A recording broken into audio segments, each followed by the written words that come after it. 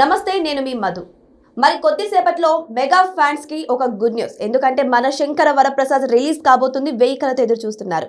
అయితే ఇప్పుడు ఈ సినిమా గురించి అనిల్ రావిపూడి ఏం మాట్లాడారు అనే విషయాల గురించి రోజు మనం తెలుసుకుందాం.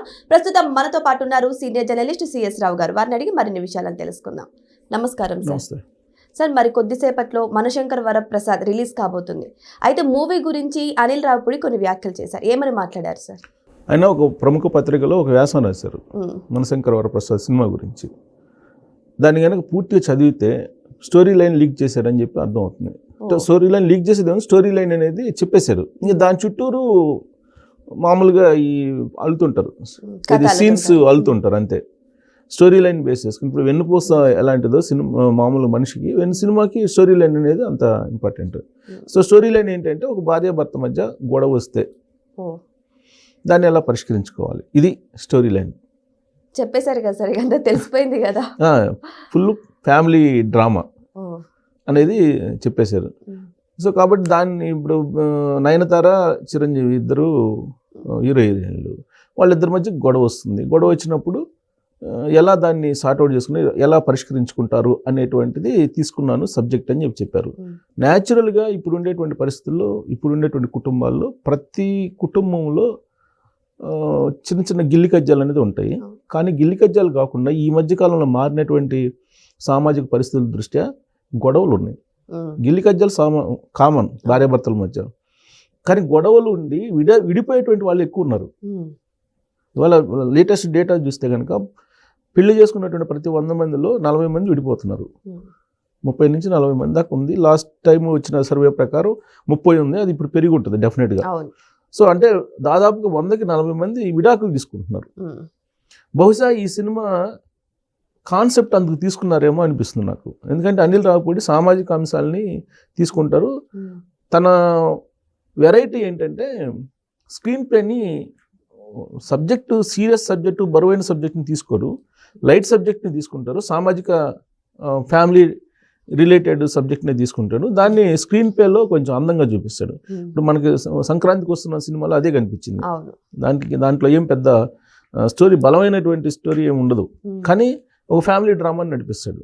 సేమ్ అలాంటిదే ఇప్పుడు ఇక్కడ కూడా అదే అలాంటి ఫ్యామిలీ డ్రామాని నడిపించబోతున్నారు అనేది వినిపిస్తుంది ఆయన చెప్పినటువంటి స్టోరీ లైన్ దాని ప్రకారం. అలాగే వెంకటేష్ స్పెషల్ అట్రాక్షన్.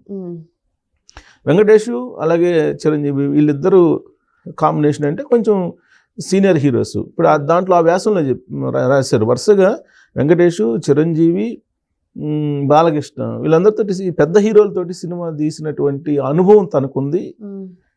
అది తన లక్కీగా ఫీల్ అవుతున్నానని చెప్పి రాసుకొచ్చారు. రాసి నెక్స్ట్ సినిమా ఎవరితోటి అని అంటే అది కూడా లీక్ చేశాడు. వెంకటేష్తో అని చెప్పారు కదా, నాగార్జున. వెంకటేష్ తోటి ఆల్రెడీ సంక్రాంతికి వస్తున్నాను తీశారుగా. సో నెక్స్ట్ నాగార్జున తోటి తీయబోతున్నాను, అయితే 2 వీక్స్ తర్వాత అనౌన్స్ చేస్తాను అన్నారు. ఎప్పుడైనా అంతే, సంక్రాంతికి రిలీజ్ చేస్తారు, సంక్రాంతి తర్వాత ఒక 2 వీక్స్ ప్రజెంట్ ఈ సినిమా గురించి ఇవన్నీ ఆలోచిస్తుంటే తర్వాత ఆయన అనౌన్స్ చేస్తుంటాడు. సో నెక్స్ట్ నాగార్జున తోటి తీయాలని ఉంది అని చెప్పాడు. అంటే వరుసగా హిట్లు కొట్టారు. ఇప్పుడు నెక్స్ట్ సినిమా, నెక్స్ట్ ప్రాజెక్ట్ కూడా రెడీ అవుతున్నాడు అతను. అయితే ఇక్కడ చెప్పినటువంటి పాయింట్స్లో ఏంటంటే ప్రధానమైనటువంటి పాయింట్, నయనతార జనరల్గా సినిమా తీసిన తర్వాత ప్రమోషన్స్కి రాదు. అవును, కానీ ఈ సినిమాకి ప్రమోషన్స్కి వచ్చింది. తాను స్పెషల్గా నేను ఆమెని ఒప్పించగలిగాను అని చెప్పారు. అంటే ఆమెను కూడా ప్రమోషన్స్ వాడుకున్నాడు. సినిమాకి పబ్లిసిటీ ఇవ్వడంలో కూడా కొంత వెరైటీ చూపిస్తుంటాడు అనిల్ రావిపూడి. సో దాంట్లో భాగంగా ఇప్పుడు నయనతారని కూడా ఇప్పటివరకు నయనతార సినిమా ప్రమోషన్స్కి స్కిప్ అవుతుంటారు, చాలా తక్కువ. కానీ ఈ సినిమా ప్రమోషన్స్ కూడా నేను తీసుకురాగలిగాను, అదొక అచీవ్మెంట్ లాగా నేను భావిస్తానని చెప్పి ఒక పెద్ద వ్యాసం రాసి, చిరంజీవి సినిమా ఇది హిట్ అవుతుంది, హిట్ అయ్యేలాగా ఫ్యామిలీ డ్రామాని నడిపించాను అని చెప్పి ఆయన చెప్పారు. ఇది మల్టీ స్టార్ సినిమా కదా సార్, వెంకటేష్ గారు చిరంజీవి గారు ఇద్దరు ఉన్నారు. మరి దీంట్లో వెంకటేష్ గారి క్యారెక్టర్ ఏమంటారు, ఏమాత్రం ఉంటుంది? అది కూడా చెప్పారు. 40 minutes ఉంటుందంట వీళ్ళిద్దరిది స్క్రీన్, 40 minutes స్క్రీన్ ఉంటుంది అని చెప్పి అది కూడా క్లారిటీ ఇచ్చారు. చాలా మంది అనుకుంటారు గెస్ట్ రోల్ లాగా వచ్చి వెళ్ళిపోతాడు వెంకటేష్ అని చెప్పేసి అనుకున్నారు. అందుకే బహుశా దానికి కూడా ఆయన వ్యాసంలో ఇవాళ క్లారిటీ ఇచ్చారు, 40 minutes స్క్రీన్ ఉంటారని చెప్పి. సో ఈయన కామెడీ చేస్తాడు, ఎవరు చిరంజీవి ఫ్యామిలీ. ఇప్పుడు ఇంతకుముందు వచ్చిన అన్నయ్య సినిమా కానీ, తర్వాత ఇంకోటి అందరి వాడు కాదు, చూద్దామా ఏదో ఉంది ఒకటి, అదొకటి. సో సంథింగ్ అలాంటిది ఫ్యామిలీ డ్రామా నడిపించేటువంటి సినిమా. అలా ఫ్యామిలీ డ్రామాకి సంబంధించిన అదే కాన్సెప్ట్లో ఈ సినిమా కూడా ఉంటుందని చెప్పాడు. సేమ్ అదే చెప్పాడు. దాని ఉదాహరణ కూడా చెప్పారు. 2 సినిమాలు 3 సినిమాలు ఆ వ్యాసంలో రాశారు. అన్నయ్య సినిమా, ఆ తర్వాత వచ్చింది ఇంకా 2 సినిమాలు చెప్పి చిరంజీవి గారి సినిమాలకు సంబంధించి ఫ్యామిలీ డ్రామా ఎలా ఉందో గతంలో సినిమాలకి అలాంటి ఫ్యామిలీ డ్రామానే ఉంటుంది, కొత్తగా మీరేమి ఎక్స్పెక్ట్ చేయొద్దు అన్నట్టుగా చెప్పాడు అతను. ఓకే. సో పాతదాన్ని కొత్తగా చూపిస్తున్నానని చెప్పాడు అతను. కొత్తదాన్ని ఎక్స్పెక్ట్ చేయొద్దు అన్నట్టుగానే చెప్పాడు. మరి ఇక్కడ ఇంట్రెస్ట్ తగ్గిపోతుంది కదా సార్ ముందే ఫ్యాన్స్ కి ఇలా చేస్తే. అంటే కొత్త సబ్జెక్ట్ కదా అదే. ఇప్పుడు లేటెస్ట్ ఏంటి, భార్యాభర్తల మధ్య గొడవ వచ్చి విడిపోతున్నటువంటి సందర్భం. అవును. ఆ విడిపోకుండా ఉండేలాగా ఎలా చేయాలనే కాన్సెప్ట్ని తీసుకున్నాడు. మోటివేషన్ అనుకోవచ్చు. భార్యాభర్తల మధ్య గొడవ వస్తే దాన్ని ఎలా సార్ట్అవుట్ చేసుకోవాలి అనేది ఒక సొల్యూషన్ చూపించుంటాడు. అంతకుముందు ఎస్వి కృష్ణారెడ్డి అనుకున్నా మావిడాకులు ఏదో సినిమాలో విడాకులకు పోవాల్సి వస్తుంది భార్యాభర్తలు. సో పెళ్లికి ఏ విధంగా అయితే అందరిని పిలిచి బంధువుల్ని పెళ్లి చేసుకుంటామో, విడాకులు తీసుకునేటప్పుడు కూడా అట్నే అందరిని పిలిచి వాళ్ళ సమక్షంలోనే మనం విడిపోదాం అనేటువంటి కాన్సెప్ట్ని తీసుకొని అప్పుడు ఎస్వి కృష్ణారెడ్డి డైరెక్టర్ అనుకుంటా దానికి ఆయన ఒక కొత్త పందాన్ని చూపించాడు. అలానే ఈ సినిమాలో కూడా భార్యాభర్తల మధ్య గొడవ వచ్చి విడిపోయే పరిస్థితి వస్తే ఆ సమస్యని ఎలా పరిష్కరించుకోవాలి, భార్యాభర్తలే ఎలా పరిష్కరించుకోవాలి, ఎందుకంటే వాళ్ళ బంధువులు వాళ్ళ స్నేహితుల ద్వారా ఎలా పరిష్కరించుకోవాలి అనేది అది చూపించినట్టు అనిల్ రావిపూడి వ్యాసంలో కనిపించింది.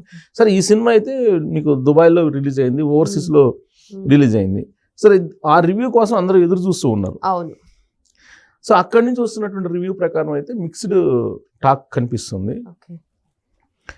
రివ్యూలను మనం పూర్తి స్థాయిలో నమ్మడానికి లేదు ఫస్ట్ ఆఫ్ ఆల్, ఎందుకంటే గందరగోళంగా ఉంటాయి రివ్యూలు. అక్కడ నచ్చనప్పుడు తెలుగు వారికి నచ్చచ్చు కదా సార్. ఒక్కోసారి ఓవర్సీస్ వల్ల థింకింగ్ వేరే ఉంటుంది. ఇక్కడేమో మనకి అసలు ఎందుకు సినిమా స్టోరీని బట్టి మనకి ఏ సెంటర్లో కొన్ని సినిమాలు బాగా ఆడతాయి, ఏ సెంటర్లో ఆడి బి సెంటర్లో ఆడు. ఇప్పుడు నాగార్జున సినిమాలు ఏ సెంటర్లో ఆడతాయి, ఎందుకంటే క్లాస్ పీపుల్ కొంత నచ్చుతారు. మాస్క్ వచ్చేటప్పటికి బాలకృష్ణ సినిమాలు వచ్చేసేటప్పటికి బీసీ సెంటర్లో బాగా ఆడతాయి. అలాగే చిరంజీవి సినిమాలు కూడా బీసీ సెంటర్లో బాగా ఆడతాయి. సో కాబట్టి మాస్ కొంచెం ఎక్కువగా చూపించినట్టు అనిపించింది. అందుకే బహుశా ఓవర్సీస్ నుంచి కొంచెం 2.5 అలా రేటింగ్ తోటి మిక్స్డ్ టాక్స్ వస్తున్నట్టు కనిపిస్తుంది. సో ఎనీహౌ మొత్తం మీద ఈ సినిమాకి ఇప్పుడు బెనిఫిట్ షోలకి ఇచ్చారు. ఇప్పుడు ఈ రోజే మరి కొన్ని గంటల్లో బెనిఫిట్ షో రిలీజ్ కాబోతుంది. 600 రూపాయల టికెట్ వసూలు చేసుకోవచ్చు ఫస్ట్ డేని. తర్వాత టికెట్లు 1 వీక్ పెంచుకునేదానికి అవకాశం ఇచ్చింది తెలంగాణ గవర్నమెంట్ కూడా. కోర్టుల్లో కూడా ఈ సంక్రాంతి సందర్భం ఆల్రెడీ కోర్టు కేసుకి మూవ్ చేస్తున్నారు కానీ బట్ సెలవులు ఉన్నాయి. దాన్ని ఎలా చేయాలనేది వాళ్ళకి అర్థం కావట్లేదు పాపం. దాని నుంచి కూడా తప్పించుకున్నట్టే బహుశా ఇది.